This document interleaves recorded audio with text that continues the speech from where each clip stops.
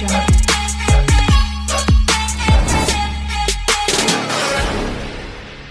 రైతులకైతే good news. ఈ 13వ తేదీన పీఎం కిసాన్ 22వ విడత అమౌంట్ 2000 రూపాయలు రైతుల ఖాతాలో జమ కావడం అయితే జరిగింది. అయితే చాలా మందికి కూడా ఈ 2000 రూపాయలు ఖాతాలో జమ కాలేదు. కొంతమందికి ఈ అమౌంట్ పడ్డాయి, కొంతమందికి ఈ అమౌంట్ పడలేదు. ఎవరికి ఈ అమౌంట్ పడ్డాయి, ఎవరికి ఈ అమౌంట్ పడలేవు, మీరు అమౌంట్ పడాలి అనంటే ఏం చేయాలి, ఇలాంటి విషయాల గురించి ఈ వీడియోలో తెలుసుకుందాము. ప్రతి ఒక్కరు కూడా వీడియోని అయితే లైక్ చేయండి. మీకు అమౌంట్ పడ్డాయా పడలేదా కామెంట్ అయితే చేయండి. మీరు వీడియో ఎక్కడి నుంచి చూస్తున్నారు కూడా కామెంట్ అయితే చేయండి. మీరు మొదటిసారిగా మన ఛానల్ చూస్తున్నట్లయితే మన ఛానల్ని సబ్స్క్రైబ్ చేయండి. మీ ఫ్రెండ్స్ అండ్ ఫ్యామిలీ మెంబర్కి వీడియో షేర్ చేయండి. ఈ 13వ తేదీన పీఎం కిసాన్ 22వ విడత 2000 రూపాయలు అనేది రైతుల ఖాతాలో జమ కావడం అయితే జరిగింది. అయితే చాలా మందికి ఈ అమౌంట్ పడ్డాయి. ఈ అమౌంట్ పడని వాళ్ళు కూడా చాలా మంది అయితే ఉన్నారు. ఈ అమౌంట్ ఎవరికి పడలేవు అనంటే, మీరు ఎవరైతే ఈ పీఎం కిసాన్ అమౌంట్ పడే వాళ్ళు ఈ కేవైసీ కనుక చేసుకున్నట్లయితే ఈ అమౌంట్ అనేది పడడం అయితే లేదు.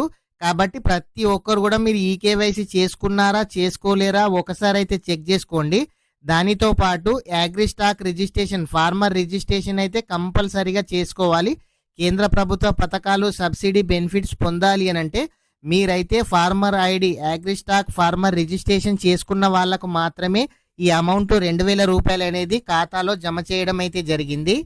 అయితే ఇంకొంతమందికి అమౌంట్ అయితే పడతాయి, కానీ వాళ్ళకి ఏ బ్యాంక్ అకౌంట్లో పడ్డాయో కూడా తెలియని వాళ్ళు కూడా చాలా మంది ఉంటారు.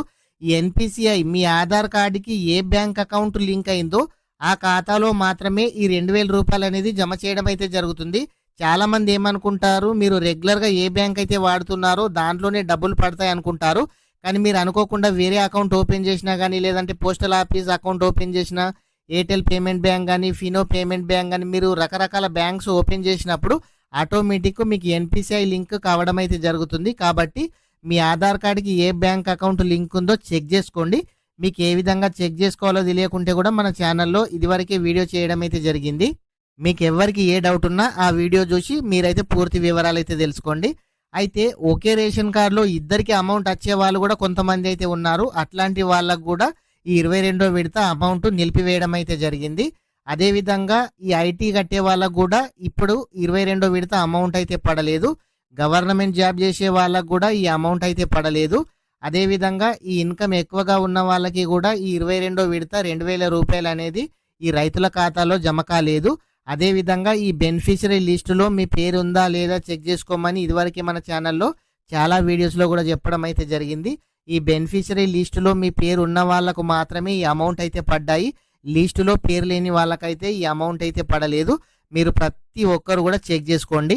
మీరు అమౌంట్ పడని వాళ్ళు మాత్రం ఈ కేవైసీ చేశారా చేయలేదా, అగ్రి స్టాక్ ఫార్మర్ రిజిస్ట్రేషన్ చేశారా చేయలేదా చెక్ చేసుకోండి.